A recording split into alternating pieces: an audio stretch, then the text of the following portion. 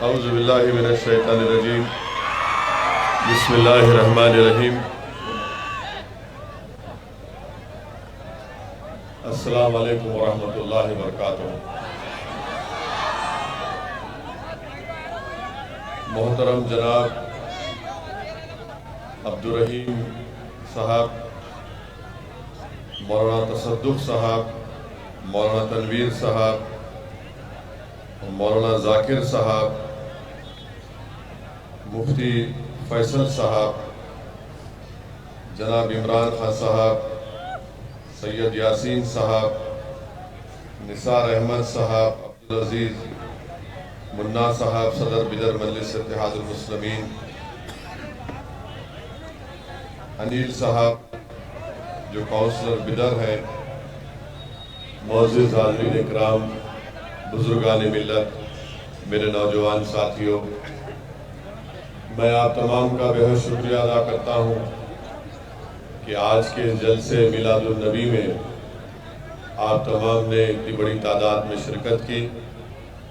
میری اللہ سبحانہ و تعالیٰ سے دعا ہے کہ اللہ سبحانہ و تعالیٰ ہماری شرکت کو اللہ قبول کرے، اور میں آپ کو یہ بھی بتانا ضروری سمجھتا ہوں کہ میں نے آپ کے ایس پی صاحب سے یہ وعدہ کیا ہے کہ انشاءاللہ 9 بجے تک یہ جلسہ ختم ہو جائے گا، اور اس کے بعد آپ تمام لوگ پرامن طریقے سے اپنے اپنے گھر کو روانہ ہو جائیں گے، کیونکہ پولیس کی طرف سے وہ کافی دن سے مصروف ہے۔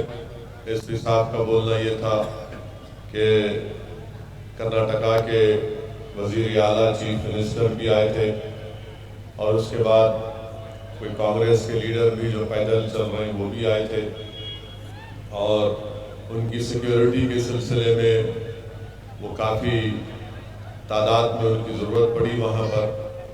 بہرحال میں نے ان سے ریکویسٹ کی کہ جلسہ کا اعلان ہو چکا ہے، اور یہ غلط ہوگا کہ اگر میں نہیں آیا یہاں پر، تو ایس پی صاحب نے مجھ سے کہا کہ ایم پی صاحب آپ آئیے ضرور، ہم آپ کو سیکیورٹی دیں گے جو بھی دینا ہے، اور 9 بجے تک آپ جلسہ ختم کر لیجئے۔ میں ہمارے ایس پی صاحب کا شکریہ ادا کرتا ہوں کہ انہوں نے ہم کو یہاں پر اجازت جو تھی اس کو جاری رکھا، اور میری کوشش ہوگی کہ انشاءاللہ تعالی میں آدھے گھنٹے کے اندر اپنی بات کو مکمل کر لوں گا۔ ویسے تو پارلیمنٹ میں مجھے صرف 7-8 منٹ کا موقع ملتا، اور میں 7-8 منٹ میں الحمدللہ اللہ کے فضل و کرم سے اپنی پوری بات کو رکھ سکتا ہوں۔ تو آپ تمام سے یہی میری گزارش ہے کہ ان جلسوں کا انعقاد اس لیے عمل میں لایا جاتا ہے کہ آپ تمام اور ہمارے دلوں میں اللہ کے رسول صلی اللہ علیہ وسلم کی محبت اور مضبوط اور مستحکم ہو جائے، اور ہم اپنی زندگیوں میں ایک انقلاب کو پیدا کریں، اور ہم اپنی زندگی کو قرآن اور سنت کے تحت اپنی زندگی کو گزاریں، ہم ایک اچھے انسان بنیں، نیک مسلمان بنیں، اور ہم پوری دنیا میں، ہماری ریاست میں، ہمارے ملک میں ہم لوگ اپنے کردار کے ذریعے ساری دنیا کو یہ پیغام دے سکے کہ مسلمان کس طریقے سے اپنی زندگی کو گزارتا ہے۔ میرے عزیز دوستوں اور بزرگوں، آپ تمام لوگ علماء کرام کے بصیرت افروز خطابات میں مشکات شریف کی حدیث کو بھی سنا ہوگا، جس میں اللہ کے رسول صلی اللہ علیہ وسلم نے یہ ارشاد فرمایا کہ میں تمام رسولوں کا سردار ہوں اور مجھے اس پر فخر نہیں ہے۔ علماء کرام نے اس حدیث شریف کے سلسلے میں لکھا کہ اللہ سبحانہ و تعالیٰ نے محمد مصطفیٰ صلی اللہ علیہ وسلم کو تمام نبیوں اور رسولوں کو جو معجزات دیے گئے، جو خصوصیات دیے گئے، اللہ نے وہ تمام بھی دیے، بلکہ اس سے بڑھ کر بھی دیے۔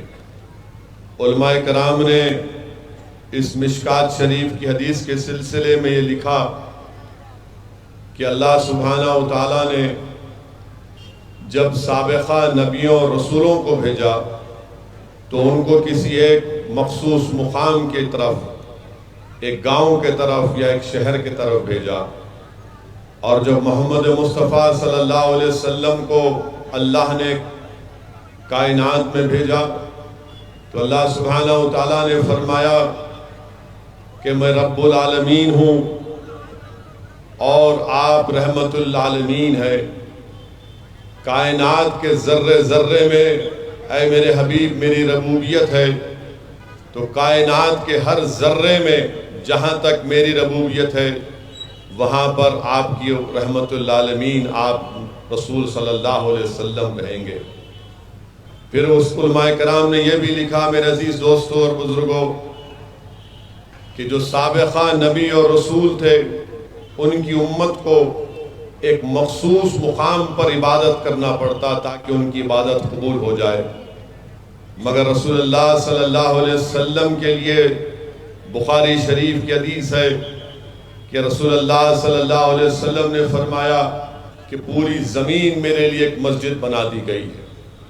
پھر علماء کرام نے لکھا کہ اللہ سبحانہ و تعالیٰ نے رسولوں کو معجزات دیے اور سب سے زیادہ معجزے حضرت موسیٰ علیہ السلام کو 9 دیے، اس کی ایک حد ہے، مگر محمد مصطفیٰ صلی اللہ علیہ وسلم کو جو معجزے دیے اس کی کوئی حد نہیں ہے۔ علماء کرام نے لکھا کہ جو رسول آئے وہ دنیا میں آ کے معجزے دکھائے، اور میرے رسول صلی اللہ علیہ وسلم خود معجزہ بن کر آئے۔ میرے عزیز دوستوں اور بزرگوں، اللہ سبحانہ و تعالیٰ نے سورہ یاسین میں لکھا کہ اللہ نے تین نبیوں کو ایک گاؤں کی طرف بھیجا اور محمد مصطفیٰ صلی اللہ علیہ وسلم سے کہا کہ ہم آپ کو پوری کائنات آپ کے حوالے کرتے ہیں۔ میرے عزیز دوستوں اور بزرگوں، اللہ سبحانہ و تعالیٰ نے حضرت ابراہیم علیہ السلام سے کہا کہ ہم آپ کو لوگوں کا امام بنائیں گے۔ علماء کرام نے سمجھایا کہ حضرت ابراہیم علیہ السلام کو کہا کہ زمین پہ بھجا کر آپ کو لوگوں کا امام بنائیں گے، مانے لوگوں کا، پورے عالم کا نہیں، اور کہا کہ امام بنائیں گے۔ حضرت داؤد علیہ السلام، حضرت سلیمان علیہ السلام، ان کے تعلق سے یہ بتایا گیا کہ آپ کو حکومت دی گئی، اور حضرت موسیٰ علیہ السلام کو اور حضرت ابراہیم علیہ السلام کو کہا گیا کہ آپ کا مقابلہ نمرود اور فرعون سے ہوگا۔ میرے عزیز دوستوں اور بزرگوں، وہیں پر اللہ سبحانہ و تعالیٰ نے حضرت آدم علیہ السلام سے کہا، حضرت داؤد علیہ السلام سے کہا کہ آپ کو زمین میں ہم خلیفہ بنائیں گے۔ اور جب محمد مصطفیٰ صلی اللہ علیہ وسلم کو کائنات میں اللہ سبحانہ و تعالیٰ بھیجتا ہے تو اللہ فرماتا ہے کہ آپ کو رحمت للعالمین بنا کر بھیجایا جا رہا ہے، آپ کو مبشر بنا کر بھیجایا جا رہا ہے، آپ کو نذیر بنا کر بھیجایا جا رہا ہے۔ تو میرے عزیز دوستوں اور بزرگوں، اللہ کے رسول صلی اللہ علیہ وسلم رحمت للعالمین بن کر اس دنیا میں آئے۔ وہیں پر میرے عزیز دوستوں اور بزرگوں، علماء کرام نے یہ بھی لکھا کہ حضرت آدم علیہ السلام کو فرشتوں نے ایک مرتبہ سجدہ کیا، اور صبح قیامت تک رسول اللہ صلی اللہ علیہ وسلم پر فرشتے آپ پر درود و سلام بھیجتے رہیں گے۔ مشکات کی حدیث ہے کہ جب قیامت ہوگی تو تمام انبیاء اور رسول اور ان کی امتیں محمد مصطفیٰ صلی اللہ علیہ وسلم کے جھنڈے کے نیچے رہیں گی۔ میرے عزیز دوستوں اور بزرگوں، امام فخر الدین رازی اپنی تفسیر میں لکھتے ہیں کہ جب رسول اللہ صلی اللہ علیہ وسلم سفر معراج پر گئے اور حضرت جبرائیل نے حضرت رسول اللہ صلی اللہ علیہ وسلم کے براق کی سواری کی، اس کی رکاب پکڑی، تو امام فخر الدین رازی لکھتے ہیں کہ یہ فرشتوں کے لیے بہت بڑا اعزاز تھا، یہ بہت بڑا اعزاز تھا۔ امام فخر الدین رازی یہ بھی لکھتے ہیں کہ اگر فرشتوں نے حضرت آدم علیہ السلام کو سجدہ کیا تو اس لیے کیا کیونکہ انہوں نے پیشانی آدم میں نور مصطفیٰ صلی اللہ علیہ وسلم کو دیکھا۔ میرے عزیز دوستوں اور بزرگوں، علماء کرام نے یہ بھی لکھا کہ حضرت موسیٰ علیہ السلام کی جب امت ان سے پوچھی کہ ہم کو پیاس لگی، ہم کو پانی چاہیے، تو حضرت موسیٰ علیہ السلام نے اپنا عصا ان پہاڑوں پر پتھر پر مارا تو پانی نکلنا شروع ہو گیا۔ تو علماء کرام نے عظمت مصطفیٰ صلی اللہ علیہ وسلم کو سمجھانے کے لیے لکھا اور بولا کہ اللہ یہ نہیں چاہتا تھا کہ آپ کا حبیب محمد مصطفیٰ صلی اللہ علیہ وسلم اٹھے اور اٹھ کر پتھروں کے پاس جائیں پانی کے لیے اپنی امت کی پیاس کو بجھانے کے لیے۔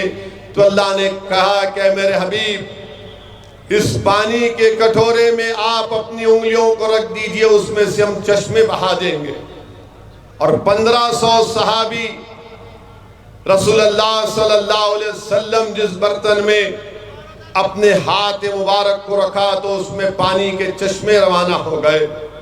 میرے عزیز دوستوں اور بزرگوں، علماء کرام نے لکھا کہ حضرت موسیٰ علیہ السلام نے اپنا عصا سمندر میں مارا تو راستہ نکل گیا، اور محمد مصطفیٰ صلی اللہ علیہ وسلم نے اپنی انگلی سے اشارہ کیا تو چاند کے 2 ٹکڑے ہو گئے۔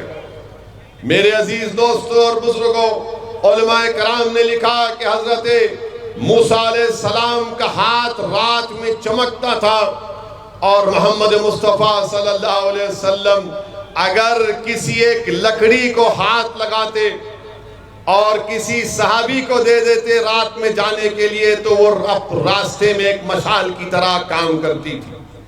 میرے عزیز دوستوں اور بزرگوں، شاہ عبد الرحیم رحمت اللہ علیہ اپنا خواب لکھ رہے ہیں کہ آپ نے ایک مرتبہ رسول اللہ صلی اللہ علیہ وسلم کو خواب میں دیکھا اور کہا یا رسول اللہ صلی اللہ علیہ وسلم، عرض کیا یا رسول اللہ صلی اللہ علیہ وسلم، جب حضرت موسیٰ کوہ طور پر گئے اور اللہ کی تجلی کو دیکھا تو لوگوں سے اپنے چہرے کو چھپاتے تھے، اور جب آپ سفر معراج پر گئے اور اللہ سبحانہ وتعالیٰ کا اپنی آنکھوں سے دیدار کیا تو آپ اپنے چہرے کو نہیں چھپاتے لوگوں سے۔ تو حضرت محمد مصطفیٰ صلی اللہ علیہ وسلم نے فرمایا کہ اللہ نے میرے حسن کو انسانوں سے چھپا کر رکھا۔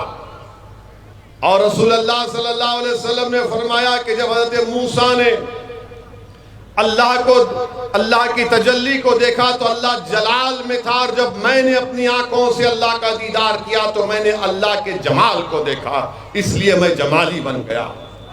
میرے عزیز دوستوں اور بزرگوں، ہم نے یہ سنا کہ قرآن کریم میں حضرت یوسف علیہ السلام کے حسن کو قرآن کریم میں اللہ فرماتا ہے کہ مبارک قصہ قرآن میں کہا جاتا ہے۔ حضرت یوسف علیہ السلام کی حسن کو اللہ قرآن میں اس طرح فرماتا ہے کہ مبارک قصہ اس کو فرماتا ہے۔ میرے عزیز دوستوں اور بزرگوں، علماء کرام نے لکھا کہ حضرت یوسف علیہ السلام کے حسن کو دیکھ کر مصر کی عورتیں اپنی انگلیاں کاٹ لیتی تھیں، اور محمد مصطفیٰ صلی اللہ علیہ وسلم کی عظمت کے لیے عرب کے نوجوان اپنے سروں کو کٹا دیتے تھے رسول اللہ صلی اللہ علیہ وسلم کی خوشنودی کے لیے۔ وہ اس وقت حسن یوسف کو دیکھ کر ایک مرتبہ انگلیاں کٹیں، مگر علماء کرام نے لکھا کہ عظمت مصطفیٰ کے لیے صبح قیامت تک مسلمان اپنے نبی کی محبت میں، اپنے رسول کی محبت میں اپنے گردنوں کے نذرانوں کو پیش کرتے رہیں گے۔ میرے عزیز دوستوں اور بزرگوں، علماء کرام نے لکھا کہ حضرت نوح علیہ السلام نے 950 سال اسلام کی تبلیغ کی دعوت دی، صرف 40 مرد اور 40 خواتین نے اسلام کو قبول کیا، اور جب رسول اللہ صلی اللہ علیہ وسلم وادی تنین سے ایک جنگ سے واپس آ رہے تھے تو 80 مشرکین آپ کے انتظار میں کھڑے تھے کہ حملہ کریں گے.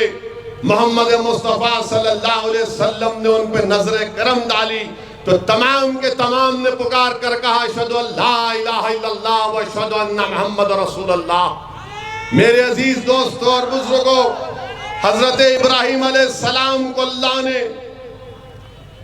ایک پہاڑ پر کھڑا کر کے تحت السرا سے لے کر عرش مولا تک سب چیز دکھا دی تو اللہ سبحانہ وتعالی نے محمد مصطفیٰ صلی اللہ علیہ وسلم کو عرش پر بلا کر پوری کائنات دکھا دی. میرے عزیز دوستوں اور بزرگوں، حضرت عیسیٰ علیہ السلام اپنی والدہ کی پاکیزگی کو بیان کرتے ہیں، اور جب محمد مصطفیٰ صلی اللہ علیہ وسلم کی یعنی ہماری امت کی ماؤں کا ذکر آتا ہے، بی بی عائشہ کا، تو اللہ ان کی عظمت کو، ان کی عزت کو بیان کرتا ہے اور قرآن کی 17 آیتوں کو نازل فرماتا ہے. میرے عزیز دوستوں اور بزرگوں، حضرت عیسیٰ علیہ السلام مردوں کو زندہ کرتے تھے، اور محمد مصطفیٰ صلی اللہ علیہ وسلم کے نالین پاک کی خاک ایک یہودی اپنے آنکھ پر لگاتا ہے تو اس کی بینائی واپس آ جاتی ہے. میرے عزیز دوستوں اور بزرگوں، یہ ہے محمد مصطفیٰ صلی اللہ علیہ وسلم کی عظمت، یہ ہے محمد مصطفیٰ صلی اللہ علیہ وسلم کی عظمت. اور میرے عزیز دوستوں اور بزرگوں، یہ جو دین ہم کو ملا ہے، یہ ہم کو کوئی بادشاہوں کے محل سے نہیں ملا ہے، کوئی چمن میں چل کر ہم کو یہ دین نہیں ملا ہے. یہ دین ہم کو بدر اور حنین سے ملا ہے. یہ دین ہم کو رسول اللہ صلی اللہ علیہ وسلم کے طائف کے اس سفر سے ہم کو ملا ہے جس میں اللہ کے رسول صلی اللہ علیہ وسلم اپنے خون میں نہا لیے تھے. یہ دین ہم کو بدر کے ان شہداؤں سے ملا ہے. یہ دین ہم کو جنگ خندق کے شہداؤں سے ملا ہے. یہ دین ہم کو جنگ صفین کے شہداؤں سے ملا ہے. یہ دین ہم کو ملا ہے تو امام حسین کی کربلا میں شہادت سے ملا ہے.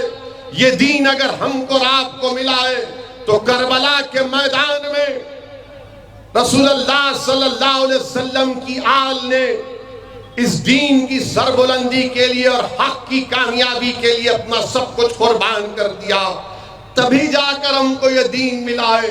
میرے نوجوانوں، آج وطن عزیز میں اگر ہم پر ظلم ہوتا ہے، اگر ہم کو مارا جاتا ہے، اگر گجرات کی سرزمین پر مسلمانوں کو روڈ پر لا کر ایک جھوٹے الزام میں روڈ پر ان کو جمع کر کے مجمع کے سامنے ان کو جب لٹوں سے مارا جاتا ہے تو میں نے اس وقت بھی کہا، آج بھی کہہ رہا اور کل بھی کہوں گا کہ مارنے والے اسلام کی تاریخ نہیں جانتے. مارنے والے اگر یہ سمجھ رہے کہ سرے بازار روڈ پر لا کر مسلمانوں کو لٹوں سے لاٹھیوں سے مار کر ان کی بے عزتی کی جائے گی، مجمع کے سامنے مار کر مجمع سے تعریف اور نعرے نکلیں گے تو مسلمان کے حوصلے پست ہو جائیں گے. تم نہیں جانتی ہماری تاریخ کو. جن ظالموں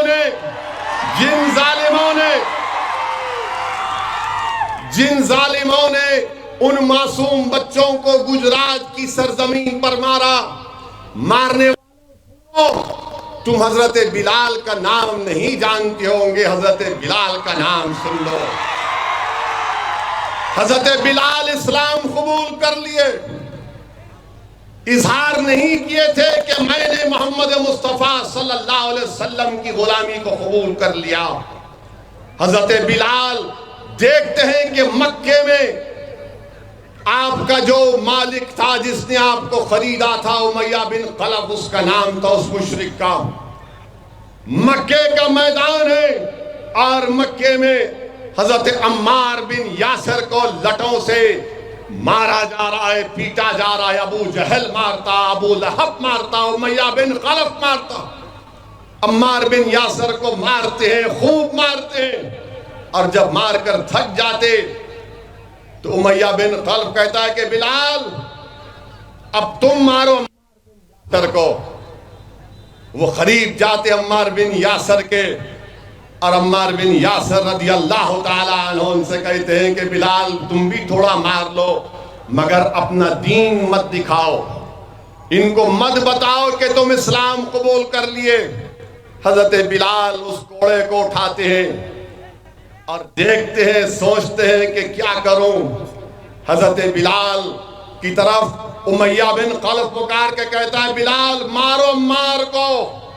حضرت بلال اس گھوڑے کو اٹھا کر پھراتے ہیں، اٹھا کر پھینکتے ہیں اور کہتے ہیں کہ مارنے والوں اب عمار اکیلے مار نہیں کھائے گا، بلال بھی مار کھائے گا عمار بن یاسر کے ساتھ۔ امیہ بن خلف، ابو جہل، ابو لہب پریشان ہو جاتے ہیں کہ کیا کر رہا ہے۔ حضرت عمار کہتے ہیں کہ کیا کر رہے ہو؟ تو حضرت بلال پکار کر کہتے ہیں کہ عمار تو جس کی غلامی کا توق اپنے گلے میں ڈال دیا میں بھی انہی کا غلام بن چکا ہوں، تو جن کے زلفوں کا قیدی بن چکا میں بھی ان کے زلفوں کا قیدی بن چکا ہوں، تو اب اکیلے مار کھا کر مزے نہیں لے گا، اب دونوں مار کھائیں گے اسلام اور محمد مصطفیٰ صلی اللہ علیہ وسلم کے لیے۔ حضرت بلال کو تکالیف دی جاتی تھی، کوڑے مارے جاتے تھے، گرم گرم ریت پر لٹا کر حضرت بلال پر گرم گرم پتھر رکھ دیا جاتا تھا اور پوچھتے تھے کہ بولو بلال تمہارا خدا اور تمہارا رسول کہاں ہے؟ تو حضرت بلال کہتے تھے ظالموں جب تم بازار میں کوئی چیز خریدنے جاتے تو تم اس کو خریدنے سے پہلے دیکھتے کہ یہ اصلی ہے یا نقلی ہے، میرا رب بھی مجھے دیکھ رہا ہے کہ یہ اب میرے حبیب کے عشق میں اصلی ہے یا نقلی ہے۔ حضرت بلال کو جب مارا جاتا تو حضرت بلال پکار کر کہتے احد احد اور احد۔ رسول اللہ صلی اللہ علیہ وسلم حضرت بلال کی تکالیف کو دیکھ کر دعا کرتے ہیں کہ یا اللہ حضرت بلال کو اس تکلیف سے نجات دلا دے۔ صدیق اکبر کو معلوم ہوتا، امیہ بن خلف کے پاس آپ پیغام پہنچاتے ہیں کہ بلال کو آزاد کر دو، اگر میں جاؤں گا تو وہ بلال کو نہیں بیچیں گے۔ حضرت بلال کو کسی کے ذریعے سے امیہ کے پاس پیغام بھی جاتے ہیں، کہتا ہے کہ 50 دینار دو، مگر جب ایگریمنٹ کرنے کا ٹائم آتا اس کو معلوم ہو جاتا کہ ابو بکر صدیق رضی اللہ تعالیٰ عنہ خرید رہے تو کہے گا کہ ابو بکر اب 50 نہیں 1000 دینار چاہیے، 1000 دینار چاہیے۔ حضرت صدیق اکبر کہتے ہیں کہ 1000 دینار دوں گا۔ وہ امیہ کہتا ہے کہ 1000 دینار نہیں، 2 رومی غلام بھی چاہیے۔ پھر وہ کہتا ہے کہ تم اتنی رقم اس کے لیے دے رہے ہو؟ تو صدیق اکبر کہتے ہیں کہ تو نہیں جانتا یہ کون ہے، اور وہ رقم دے کر حضرت بلال کو لے کر اپنے گھر کو آتے ہیں۔ زخموں سے چور حضرت بلال کا جسم، صدیق اکبر ان کو کپڑا اور زخموں پر مرہم لگاتے ہیں اور حضرت بلال کہتے ہیں کہ میں رسول اللہ صلی اللہ علیہ وسلم کے دربار میں حاضر ہونا چاہتا ہوں۔ صدیق اکبر ان سے کہتے ہیں کہ بلال جب تم رسول اللہ صلی اللہ علیہ وسلم سے ملو گے تو رونا نہیں، تم رونا نہیں۔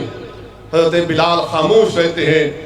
صدیق اکبر ان کو کپڑے پہناتے، اچھے اچھے کپڑے پہنا کر، تو حضرت بلال کہتے ہیں کہ میری عمر 30 سال کی ہو گئی، مجھے کبھی کسی نے اتنی عزت نہیں دی۔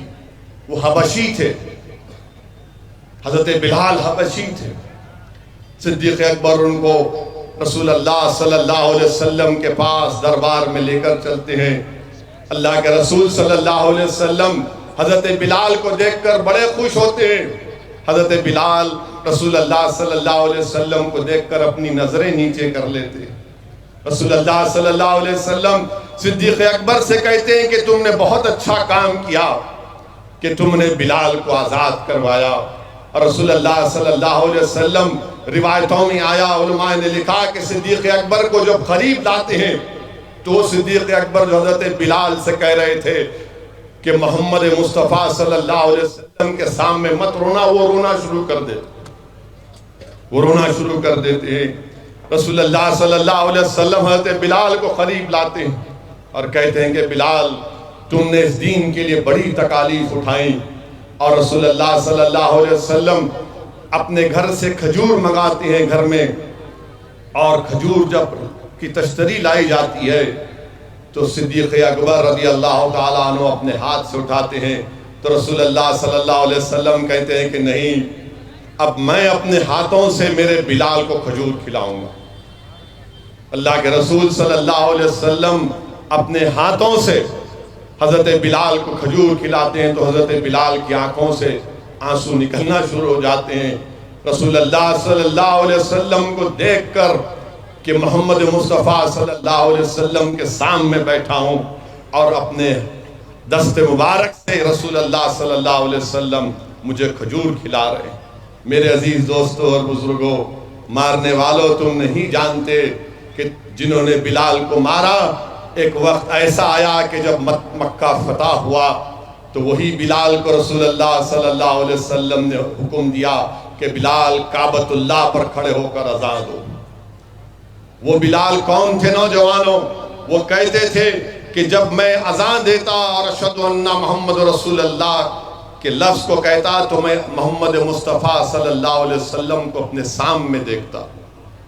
رسول اللہ صلی اللہ علیہ وسلم کے پردہ فرمانے کے بعد وہ چلے گئے فاروق اعظم کے دور خلافت میں شام کو، موجودہ ڈیماسکس جو کہتے ہیں، تو رسول اللہ صلی اللہ علیہ وسلم خواب میں آ کر بولے بلال اتنی دوری ہم سے۔ وہ پھر مدینے کو واپس آئے، لوگوں نے کہا کہ بلال اذان دو، حضرت بلال نے کہا کہ نہیں دوں گا۔ تو صحابہ کو معلوم تھا کہ بلال اگر کسی کی بات سنیں گے تو اہل بیت کی تو شہزادے جنت کو جا کر بولتے ہیں، وہ جب کہتے ہیں کہ بلال اذان دو، وہ اہل بیت کی محبت میں، رسول اللہ صلی اللہ علیہ وسلم کی محبت میں اذان دیتے ہیں۔ تو جب اذان بلال مدینے میں دیتے ہیں تو مدینے میں کوہرام مچ گیا کہ کیا محمد صلی اللہ علیہ وسلم واپس آ گئے۔ حضرت بلال نے جب اذان دی تو لوگ کوہرام مچ گیا کہ کیا محمد صلی اللہ علیہ وسلم واپس آ گئے۔ اور جب حضرت بلال اشہد ان محمد رسول اللہ پر پہنچے تو روایت میں آیا کہ آنکھ سے اتنے آنسو بہے کہ حضرت بلال گر گئے، حضرت بلال گر گئے۔ یہ محبت ہے میرے عزیز دوستوں اور بزرگوں۔ لوگ اگر ہم کو مار رہے ہیں، ظالم اگر ہم کو مار رہا ہے تو مارو، کچھ ہونے والا نہیں ہے۔ اگر میں اس دنیا میں آیا ہوں تو اپنی زندگی، اپنی رزق، اپنی عزت اور اپنی موت سب لکھا کر آیا ہوں۔ اور یہ کیوں کہہ رہا ہوں میں؟ فاروق اعظم عمر بن خطاب رضی اللہ تعالیٰ عنہ، حضرت فاروق اعظم ہمیشہ دعا کرتے کہ یا اللہ مجھے شہید کی موت آئے اور مجھے مارنے والا کوئی مسلمان نہ ہو۔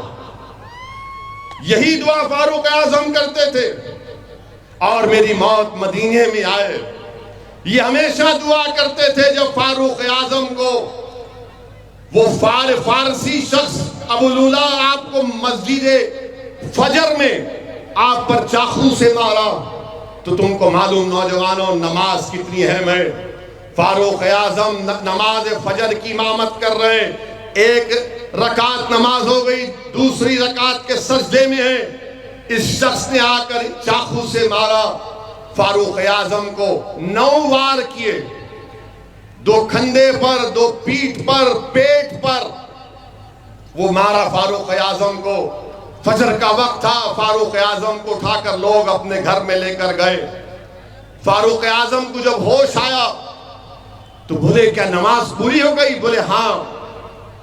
ایک اور امام کی امامت میں نماز فجر پوری ہوئی تو فاروق اعظم نے کہا کہ پانی لاؤ۔ آپ نے وضو کیا اور اپنی نماز کو مکمل کیا۔ یہ فاروق اعظم ہے۔ آپ نے نماز کو مکمل کیا اور اس کے بعد آپ نے اپنے بیٹے سے کہا حضرت عبداللہ ابن عمر کو کہ جاؤ امت کی ماں کے پاس، ان سے اجازت لو کہ مجھے رسول اللہ صلی اللہ علیہ وسلم کے بازو، صدیق اکبر کے بازو مجھے خبر کی جگہ ملے۔ میرے عزیز دوستوں اور بزرگوں، اسلام ہم کو ایسے ملا ہے، اگر تم ڈر جاؤ گے کسی کے مارنے سے، اگر تم خوف کھا جاؤ گے کسی کے بولنے سے، یاد رکھو ڈر اور خوف تمہارے قریب نہیں آ سکتا. ہم محمد مصطفیٰ صلی اللہ علیہ وسلم کی امت ہیں. یہ ملک ہمارا ہے اور رہے گا انشاءاللہ تعالی. یاد رکھو مسلمانوں، میری بات کو یاد رکھو مسلمانوں. اب اس ملک کی سیاست میں مسلمانوں کی کوئی سیاسی اہمیت نہیں رہی. اگر یہاں پر کوئی بیٹھنے والا کانگریس پارٹی کا ہے یا پھر کوئی جنتا دل کا ہے یا کسی اور پارٹی کا ہے، تو میں تم کو اپنے بھائی کے طور پر کہہ رہا ہوں تو تمہاری کوئی عزت نہیں ہے ان پارٹیوں میں. یاد رکھو تمہاری کوئی عزت نہیں ہے. تمہاری عزت صرف اتنی ہے کہ تم الیکشن کے وقت ان کے لیے ووٹ ڈالو. آج جب ظلم ہو رہا ہے کوئی منہ نہیں کھولتا، کوئی منہ نہیں کھولتا ہے. یہ باضابطہ مسلمانوں کو انویزیبل کرتی ہیں کہ مسلمان اب کوئی پولیٹیکل پارٹی کے ساتھ نہیں ٹھہرے گا. میں مبارکباد دیتا ہوں بھارت کے پردھان منتری شری نریندر مودی کو کہ آپ نے 8 سال میں، تنزیہ طور پر کہہ رہا ہوں، آپ نے 8 سال میں بھارت کی راجنیتی کو ایسا کر دیا کہ اب سیکولر پارٹی مسلمان کو بازو کھڑا کرنے سے ڈرتی ہے. مگر یاد رکھو، کیا تم کو سیاسی پارٹی کی ضرورت ہے یا تم کو اللہ کی ضرورت ہے؟ کیا تم کو رسول اللہ صلی اللہ علیہ وسلم کی غلامی کی ضرورت ہے یا ان ناکارہ لوگوں کی غلامی کی ضرورت ہے؟ تو پھر آپ اس کا کیسے کام کریں گے؟ اگر آپ یہ سمجھیں گے کہ نہیں یہ ہے نا، ارے کوئی نہیں ہے تمہارا، یاد رکھو تم میرا ساتھ مت دو، مجھے کوئی پرواہ نہیں ہے. میں دیوانوں کی طرح لڑتا رہوں گا جب تک اللہ زندہ رکھا، لڑتا رہوں گا. میں تو اللہ سے یہی دعا کرتا ہوں جو فاروق اعظم نے دعا کی کہ یا اللہ اگر موت آئے تو شہید کی موت اسد الدین اویسی کو آئے. میں موت سے نہیں ڈرتا. مگر میری اس بات کو ذہن نشین کر لو مسلمانوں کہ بھارت کی راجنیتی میں اب تمہاری کوئی اہمیت نہیں ہے. تمہاری اہمیت کب ہوگی؟ جب تم ایک سیاسی طاقت بنو گے. کیسی طاقت بنو گے؟ جب تم ووٹ لو گے. تم تو ایک اے ٹی ایم کی مشین بن چکے ہیں کانگریس کے لیے، جے ڈی ایس کے لیے، بی جے پی کے لیے. یہ ڈرا کر تم کو ووٹ حاصل کر رہے ہیں. آپ کو کیا مل رہا ہے بتاؤ میرے کو؟ کیا مل رہا ہے آپ کو؟ کچھ نہیں مل رہا ہے. اپنی سیاسی لیڈرشپ کو پیدا کرو. اگر اسد الدین اویسی ٹھیک نہیں ہے تو تم قابل بنو، تم نیک بنو، تم لیڈر بنو. میں تمہارے پیچھے کام کرنے کو تیار ہوں. مگر یاد رکھو میری اس بات کو، نوجوانوں، بزرگوں، میری عزت دار ماں اور بہنوں، بلقیس بانو کو تم کیا جواب دو گے؟ کیا بلقیس بانو تمہاری بیٹی نہیں ہے جس کی عصمت ریزی 11 لوگ کرتے ہیں؟ 3 سال کی بیٹی کو اس کے سامنے مار دیتے ہیں اور اس کے قاتلوں کو بی جے پی چھوڑ دیتی ہے تو کوئی سیکولر پارٹی اس کی مذمت کرنے تیار نہیں، کوئی تیار نہیں ہے. میرے عزیز دوستوں اور بزرگوں، یہ ملک امبیڈکر کا ملک ہے. یہ ملک جوہر برادران کا ہے. یہ ملک گاندھی کا ہے. یہ ملک کو آزاد ہم نے کیا ہے اپنے خون پسینے سے. اس ملک کو انگریزوں سے آزاد مسلمانوں نے سب سے زیادہ قربانی دی. اس وقت نہ آر ایس ایس تھی نہ بھاجپا تھی. یہ سب کے سب تو بعد میں آئے. مگر یاد رکھو یہ ملک کو آزاد علامہ فضل خیر آبادی کی قربانی سے ہوا. محمود الحسن کی قربانی سے اس ملک کو آزادی ملی. حسین احمد مدنی کی قربانی سے اس ملک کو آزادی ملی. اس ملک کو آزادی صرف یہ 1925 کے بعد جو لوگ آئے نہیں. جنہوں نے پسینہ بہایا وہ ہیرو بن گئے، جنہوں نے خون بہایا وہ زیرو بن گئے. تو جنہوں نے خون بہایا ان کو زندہ رکھو، اور زندہ رکھنے کا طریقہ یہ ہے کہ تم متحد ہو جاؤ. سیاسی طاقت